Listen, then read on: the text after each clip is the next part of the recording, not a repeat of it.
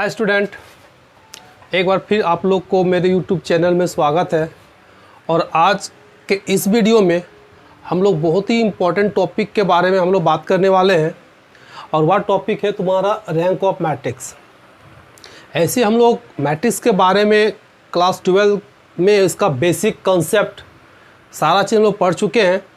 अगर उसके बारे में आप लोग जानना चाहते हो तो मेरा डिस्क्रिप्शन में लिंक है, ऐसे भी आई बटन में भी लिंक है, वहाँ से भी जाके देख सकते हो, या वीडियो के अंत में भी लिंक आएगा, वहाँ से भी आप मैट्रिक्स के बारे में थ्रोली सीख सकते हो।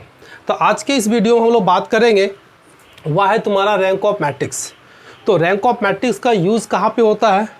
हम लोग को rank of matrix generally BSc में पढ़ना है, लेकिन क्लास 12 में इसका यूज़ क्लास 12th लेवल का एक एग्ज़ाम होता है, जैसे एनडीए के एग्ज़ाम होता है, आईआईटी के एग्ज़ाम होता है, एडवांस या मेंस होता है, उसमें रैंक ऑफ मैट्रिक्स से रिलेटेड क्वेश्चन दिया जाता है। यानी कि हम लोग कह सकते हैं क्लास 12 के लिए यह भी बहुत इंपॉर्टेंट है। जो इंजीनियरिंग के कंपटीशन के लिए एग्ज़ाम लिखता है वहाँ भी एक रैंक ऑफ मैट्रिक्स का क्वेश्चन आता है। और इसके बाद अगर टीजीटी पीजीटी का लेवल का अगर एग्ज़ाम होता है तो उसमें भी रैंक ऑफ मैट्रिक्स से क्वेश्चन ज़रूर देता है। तो एक तरफ से देखा जाए तो यह रैंक ऑफ मैट्रिक्स बहुत ही इंपॉर्टेंट है। तो हम लोग आज चलिए बात करते हैं रैंक ऑफ मैट्रिक्स कैसे निकालते हैं। आखिर ये रैंक ऑफ मैट्रिक्स क्या है? तो रैंक ऑफ मैट्रिक्स कोई मैट्रिक्स है, किसी मैट्रिक्स का हम लोग रैंक निकालते हैं कि उसका रैंक कितना होगा, 2 होगा, 3 होगा, 4 होगा, 5 होगा। तो किसी भी मैट्रिक्स, जैसे हम लोग मान लेते हैं कि एक मैट्रिक्स है, सपोज दैट 1 2 3 4, तो अब इस मैट्रिक्स का हमको पता करना है कि रैंक क्या होगा, ठीक है। या कोई भी मैट्रिक्स हो सकता है, कितनों ऑर्डर का हो सकता है। तो किसी भी मैट्रिक्स का रैंक निकालने का हम लोग को 3 मेथड हम लोग को पढ़ना है, यानी कि 3 तरीके से हम किसी भी मैट्रिक्स का रैंक निकाल सकते हैं। सबसे पहला डिटरमिनेंट मेथड से, दूसरा होता है इक्लोन फॉर्म से, और तीसरा होता है कैनोनिकल फॉर्म, या जिसको हम लोग नॉर्मल फॉर्म कहते हैं। हम लोग तीनों को एक एक करके सीखेंगे, ठीक है। तो हम लोग सबसे पहले बात करेंगे डिटरमिनेंट मेथड से, ठीक है। हम लोग देखना है कि डिटरमिनेंट मेथड से किसी भी मैट्रिक्स का रैंक कैसे निकालते हैं, यानी कि इसका डिफाइन भी हम लोग करेंगे। तो सबसे पहले अगर हम लोग समझेंगे कि अगर एक मैट्रिक्स है, हम लोग मान लेते हैं कि लेट ए को एक मैट्रिक्स है, ठीक है, बी ए मैट्रिक्स, ठीक है। तो अब इस मैट्रिक्स का रैंक ऑफ मैट्रिक्स कितना होगा? अगर इसका हम लोग डेफिनेशन लिखेंगे, बहुत सिंपल डेफिनेशन है और इस डेफिनेशन को हम खुद बनाए हैं। तो इसका डेफिनेशन क्या है कि the order of non singular, the order of non singular matrix. अगर नॉन सिंगुलर मैट्रिक्स है, उसका जो ऑर्डर होता है उसी को हम लोग बोलते हैं इज कॉल्ड क्या? Rank of matrix. Rank of matrix यानी कि अगर मैट्रिक्स दिया हुआ है तो पता करना है कि किस ऑर्डर का मैट्रिक्स जो क्या है, नॉन सिंगुलर है, तो उसको हम लोग बोलेंगे रैंक ऑफ मैट्रिक्स। जनरली किसी भी रैंक ऑफ मैट्रिक्स को हम लोग डिनोट करते हैं, इट इज डिनोटेड बाय, इस तरह से इसको पढ़ते हैं कैसे? Rank of matrix of matrix ए, ठीक है। यानी ए मैट्रिक्स है, उसका रैंक ऑफ मैट्रिक्स, इसको हम लोग ऐसे डिनोट करते हैं। सपोज दैट किसी भी मैट्रिक्स का रैंक ऑफ मैट्रिक्स अगर एक्स निकल गया तो इस तरह से हम लोग लिखते हैं, ठीक है। हम लोग अगर एक लाइन में अगर इसको याद करना चाहेंगे तो हम लोग कर सकते हैं कि दैट इज कि rank of matrix A equal to, हम लोग लिख सकते हैं ऑर्डर ऑफ किसका? मैट्रिक्स ए का, जहाँ पे मैट्रिक्स ए का जो डिटरमिनेंट वैल्यू होगा वह 0 नहीं होगा। यानी कि कभी भी अगर किसी भी मैट्रिक्स का डिटरमिनेंट अगर 0 नहीं आता है तो वह क्या कहलाता है? कैसा मैट्रिक्स कहलाता था? नॉन सिंगुलर मैट्रिक्स कहलाता था। हम लोग इसका डेफिनेशन भी क्लास 12 वाला वीडियो में हम लोग देख चुके हैं। अब मेरे प्लेलिस्ट में जाके मैट्रिक्स में सारा वीडियो है, वहाँ पे उसमें आप देख सकते हैं कि सिंगुलर किसको कहते हैं, नॉन सिंगुलर किसको कहते हैं। तो एक क्लियर हो गया। यानी एक लाइन में हम लोग यहाँ समझ सकते हैं कि rank of matrix A equal to order of A होता है जिसका डिटरमिनेंट नॉट इक्वल टू 0, यानी कि नॉन सिंगुलर मैट्रिक्स। जैसे एग्जांपल के लिए हम लेते हैं, अगर एक मैट्रिक्स लिए जैसे 2 3 4 1, ठीक है, एक मैट्रिक्स है। तो सबसे पहले इस मैट्रिक्स का डिटर्मिनांट निकालेंगे। तो डिटर्मिनांट हम लोग कैसे निकालते हैं, इस तरह से 2 3 4 1। चलिए अब डिटर्मिनांट निकालते हैं। तो गुना करेंगे तो 2, इधर से 4 × 12, तो कितना हो गया -10, यानी कि नॉट इक्वल टू 0। तो यह जो मैट्रिक्स है अभी कितना ऑर्डर का है, यह एक स्क्वायर मैट्रिक्स है जिसका ऑर्डर 2 है। तो हम लोग यहाँ कह सकते हैं कि देयरफॉर ए का रैंक ऑफ मैट्रिक्स कितना हो गया, 2 हो गया। ए का रैंक ऑफ मैट्रिक्स कितना हो गया, 2 हो गया, ठीक है।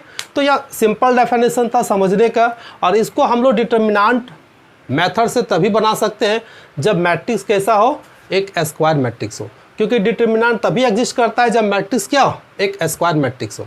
अब यहाँ सवाल आता है कि अगर स्क्वायर मैट्रिक्स ना हो तो उसके लिए हम लोग इक्लोन फॉर्म और कैनोनिकल फॉर्म का हम लोग यूज़ करेंगे और वहाँ से रैंक ऑफ मैट्रिक्स निकालेंगे। तो यह मेरा डेफिनेशन था जो बहुत सिंपल था, और बुक में जो डेफिनेशन दिया हुआ है डिटर्मिनांट मेथड का उसको भी हम लोग देखते हैं। तो पहले इसको नोट कर लो।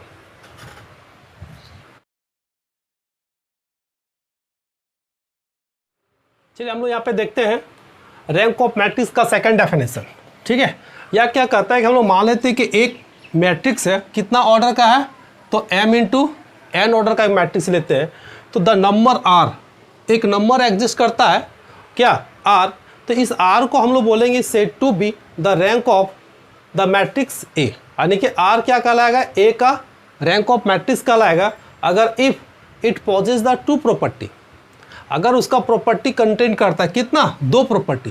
पहला प्रॉपर्टी कहता है क्या, तो determinant of at least 1 minor of order r, ठीक है, यानी कि ए का जो मैट्रिक्स का जो कम से कम एक माइनर जिसका ऑर्डर कितना है r, क्या होना चाहिए, नॉन जीरो होना चाहिए। क्लियर है। जैसे हम लोग मान लेते हैं कि यहाँ एक मैट्रिक्स है, ये कितना ऑर्डर का है, 3 ऑर्डर का है। तो अगर 3 ऑर्डर का अगर डिटर्मिनांट अगर नॉट इक्वल टू 0 आ जाता है तो इसका रैंक ऑफ मैट्रिक्स कितना हो जाएगा, 3 हो जाएगा। अगर 0 आ जाता है तो फिर इसका रैंक ऑफ मैट्रिक्स 3 होगा, नहीं होगा, 3 से कम होगा। तो इसका हम लोग माइनर लेंगे, कितना ऑर्डर का माइनर लेंगे, 2 ऑर्डर का। तो यहाँ पे बहुत सारा माइनर निकलेगा। तो कहता है कि इस बहुत सारे माइनरों में से कम एक माइनर 0 नहीं होना चाहिए। अगर 2 ऑर्डर का माइनर लेते से 2 -3 3 -2, देखिए 2 दूना कितना हो गया 4, इधर से हो गया +6, नॉट इक्वल टू 0 है। तो यहाँ पे देखिए 2 ऑर्डर का जो माइनर लिए नॉट इक्वल टू 0 आ गया, तो इसका रैंक ऑफ मैट्रिक्स कितना हो जाएगा, तो 2 हो जाएगा। तो यहाँ पे डेफिनेशन वही कहता है कि द डिटर्मिनांट ऑफ एटलीस्ट कम से कम एक 1 माइनर ऑफ ऑर्डर, कितना ऑर्डर का, r ऑर्डर का, नॉन जीरो हो जाएगा। तो यहाँ रैंक ऑफ मैट्रिक्स r अगर कहेंगे तो r ऑर्डर का जो माइनर होगा वह नॉट जीरो होना चाहिए। हाँ, और उसके बाद वाला जितना भी माइनर होगा सारा 0 होना चाहिए। उसी को यहाँ लिखा है कि the determinant of every minor of a, कितना ऑर्डर का, तो r + 1 ऑर्डर का क्या होना चाहिए, 0 होना चाहिए। अगर r रैंक ऑफ मैट्रिक्स है तो r से जितना भी ऊपर उसका ऑर्डर होगा प्रत्येक का डिटर्मिनांट का वैल्यू क्या होना चाहिए, 0 होना चाहिए। जैसे हम लोग एक एग्जांपल लिए हुए हैं, यहाँ पे एक मैट्रिक्स लिए, इस मैट्रिक्स में है 1 1 -1 2 -3 4 3 -2 3। तो सबसे पहले अगर इसका रैंक ऑफ मैट्रिक्स निकालेंगे, जिसको हम लोग डिनोट कैसे करते हैं, इस तरह से, ठीक है। यानी कि इसका रैंक ऑफ मैट्रिक्स निकालेंगे तो सबसे पहले हम लोग क्या करेंगे, इसका डिटर्मिनांट निकालेंगे। क्या करेंगे, इस मैट्रिक्स का डिटर्मिनांट निकालेंगे। 1 1 -1 2 -3 4, यहाँ से 3 -2, यहाँ से 3। तो डिटर्मिनांट कैसे निकालते हैं, एक्सपेंडिंग मेथड से डिटर्मिनांट निकालना है। तो 1 को लेंगे तो यहाँ से इधर से गुना करेंगे, 3 × 9, इधर माइनस प्लस हो जाएगा +8, यहाँ पे माइनस होगा, यहाँ पे 1 है तो देखिए यहाँ पे 6, इधर से गुना करेंगे तो 4 × 12, फिर यहाँ प्लस माइनस, क्योंकि यहाँ पे माइनस है तो यहाँ पे माइनस हो जाएगा, फिर इधर से 2 दूना 4, इधर से माइनस माइनस प्लस हो जाएगा +9, ठीक है। हम लोग यहाँ पे आप कैलकुलेट करेंगे तो कितना आएगा, पूरा कैलकुलेट करोगे तो 0 आएगा। कितना आ जाएगा, 0 आ जाएगा। तो हम लोग क्या देखें कि a का जो डिटर्मिनांट निकल गया वह 0 निकल गया। तो इससे साफ पता चल गया कि यह जो मैट्रिक्स है अभी कितना ऑर्डर का है, 3 ऑर्डर का है। तो इसका रैंक ऑफ मैट्रिक्स क्या होगा, 3 से कम होगा। क्या होगा, यानी कि a का जो रैंक ऑफ मैट्रिक्स होगा वह 3 से कम होगा। अब यह एक सवाल होता है कि रैंक ऑफ मैट्रिक्स 3 से कम होगा तो कितना हो सकता है, 3 से कम मतलब 2 हो सकता है या फिर 1 हो सकता है। तो 1 तो 100% होगा ही होगा क्योंकि सारा नॉन जीरो मैट्रिक्स है। तो इसका मतलब क्या हो गया, 2 हमको पता करना है कि 2 होगा कि नहीं होगा। तो इसके लिए क्या करेंगे, इस मैट्रिक्स का माइनर निकालेंगे। तो यहाँ पे बहुत सारा माइनर निकलेगा, तो एक ऐसा माइनर लेना है कि जो क्या होगा, नॉन जीरो होगा, यही पता करना है। तो हम लोग अगर यहाँ माइनर लेते हैं, देखिए माइनर लेंगे 2 ऑर्डर का, तो चलिए यहाँ से माइनर लेते हैं। देखिए तो इधर से मल्टीप्लाई करेंगे तो कितना हो जाएगा, एक माइनर लेते हैं 1 1 2 -3, चलिए तो इधर से -3 हो जाएगा, -2 हो जाएगा, कितना -5, यानी कि नॉट इक्वल टू 0। यानी कि एक माइनर लिए, वह माइनर कितना ऑर्डर का है, 2 ऑर्डर का है, और जिसका वैल्यू कितना आ गया, नॉट इक्वल टू 0। यानी कि साफ पता चल गया कि 2 ऑर्डर का एक मैट्रिक्स लेते हैं और जिसका डिटर्मिनेंट क्या, नॉन सिंगुलर हुआ, नॉट 0 मतलब क्या, नॉन सिंगुलर हुआ, इसलिए इसका रैंक ऑफ मैट्रिक्स कितना हो जाएगा, तो 2 हो जाएगा। जो हम डेफिनेशन लिखाए थे, क्या डेफिनेशन लिखाए थे कि ऐसा मैट्रिक्स जो नॉन सिंगुलर है और उसका जो ऑर्डर होगा वही उसका रैंक ऑफ मैट्रिक्स कहलाएगा।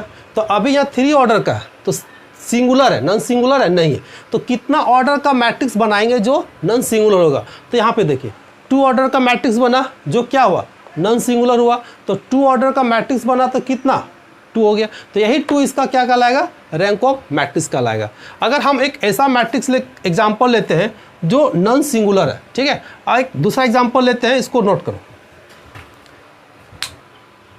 चलिए देखिए हम लोग एक मैट्रिक्स लिए ए, कितना ऑर्डर का मैट्रिक्स है, तो 3 ऑर्डर का है। तो हम लोग क्या करेंगे, इस मैट्रिक्स का डिटर्मिनेंट निकालेंगे। तो डिटर्मिनेंट हम लोग तो पता है 1 2 3 2 3 4 1 1 2। अगर इसका डिटर्मिनेंट निकालते हैं तो कितना निकल जाएगा, यहाँ 1 का निकालते हैं तो इधर से मल्टीप्लाई होगा 6, इधर से हो जाएगा आपका 4, या -2 होगा तो ये दोनों से मल्टीप्लाई करेंगे 4, इधर से हो जाएगा -4, +3, इधर से 2, इधर से 3। तो यहाँ से हम लोग घटाएंगे तो कितना बचेगा, 2, यहाँ से तो 0 हो जाएगा, इधर से घटाएंगे तो +3 × -1, तो 2, इधर से -3 तो कितना हो गया, -1, नॉट इक्वल टू 0। यानी कि यहाँ साफ पता चल गया कि ए का डिटर्मिनेंट नॉट इक्वल टू 0 आ गया। यानी कि यहाँ 3 ऑर्डर का था और ये मैट्रिक्स कैसा हो गया, सिंगुलर मैट्रिक्स हो गया, नॉन सिंगुलर। तो देयरफॉर ए क्या हो गया, नॉन सिंगुलर मैट्रिक्स हो गया। तो जैसे नॉन सिंगुलर मैट्रिक्स हो गया तो अब ए का ऑर्डर कितना है, 3 है, तो जो इसका ऑर्डर है वही उसका क्या कहलाएगा, रैंक ऑफ मैट्रिक्स कहलाएगा। तो हम लोग यहाँ पे डायरेक्ट लिख सकते हैं कि ए का जो रैंक ऑफ मैट्रिक्स होगा वह कितना होगा, 3 होगा। अगर यही चीज़ अगर यहाँ पे 0 आ जाता, कितना आ जाता, 0 आ जाता, तो फिर यहाँ से हम लोग क्या करते हैं, माइनर निकालते हैं। कितना ऑर्डर का, तो 2 ऑर्डर का माइनर निकलता है, और कम से कम एक माइनर, अगर सारा माइनर 0 हो जाता तो फिर इसका रैंक ऑफ मैट्रिक्स 1 हो जाता है।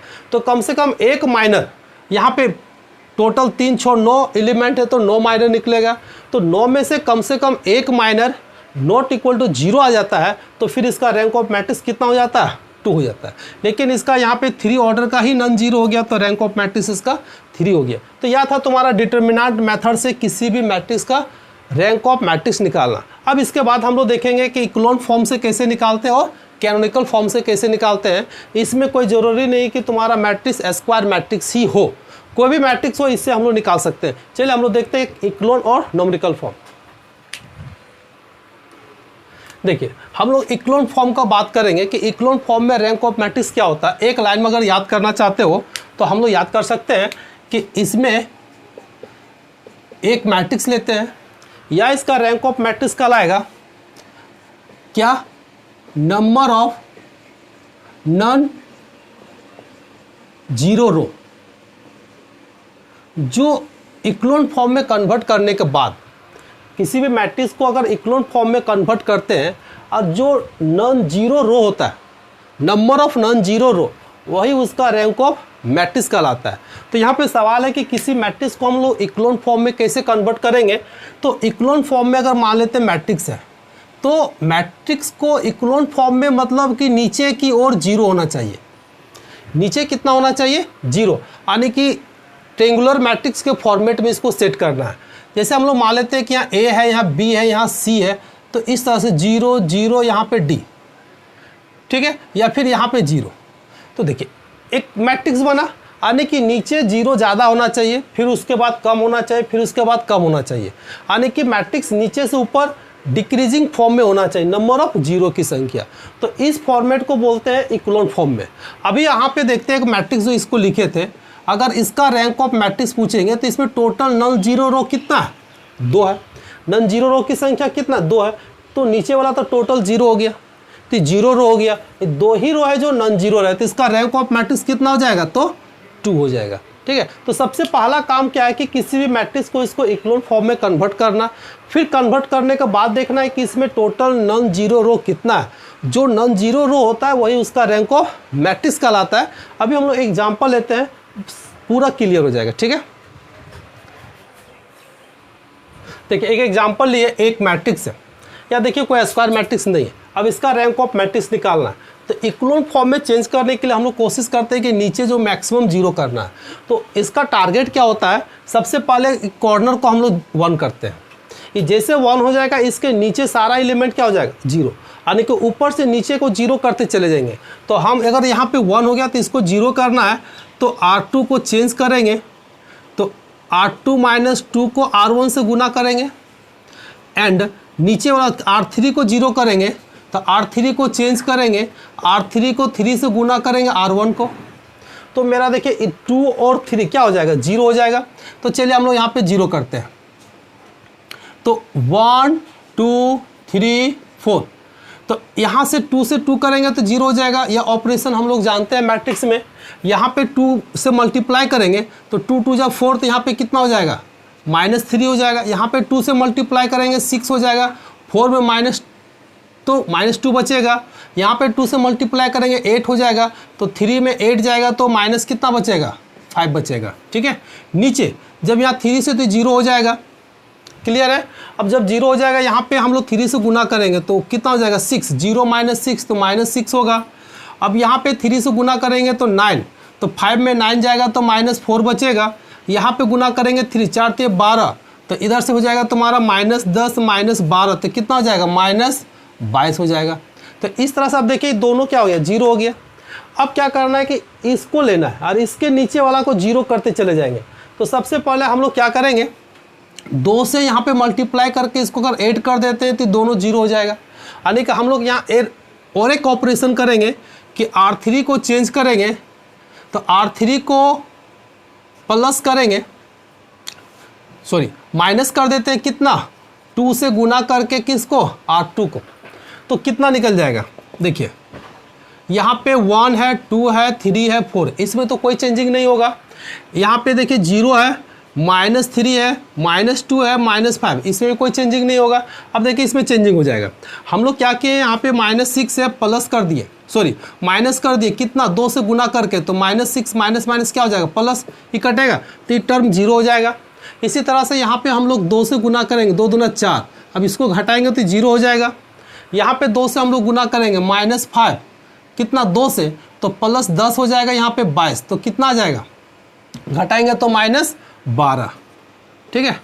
अब देखिए तो क्या पॉसिबल है, देखिए इक्लोन फॉर्म में चेंज हो गया। अब हम लोग इसको 0 नहीं कर सकते, क्यों, क्योंकि अगर इसको 0 करेंगे दोनों 0 गड़बड़ाएगा।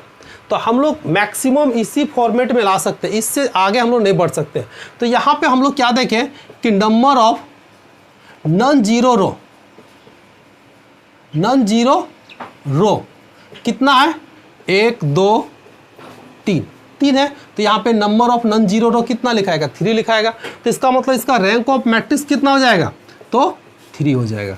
तो इस तरह से किसी भी मैट्रिक्स को हम लोग इक्लोन फॉर्म में कन्वर्ट कर लेंगे, जो नंबर ऑफ नॉन जीरो रो होता है वही उसका रैंक ऑफ मैट्रिक्स होता है। क्लियर है। हम लोग नेक्स्ट देखते हैं कैनोनिकल फॉर्म, उससे हम लोग कैसे रैंक ऑफ मैट्रिक्स निकालते हैं।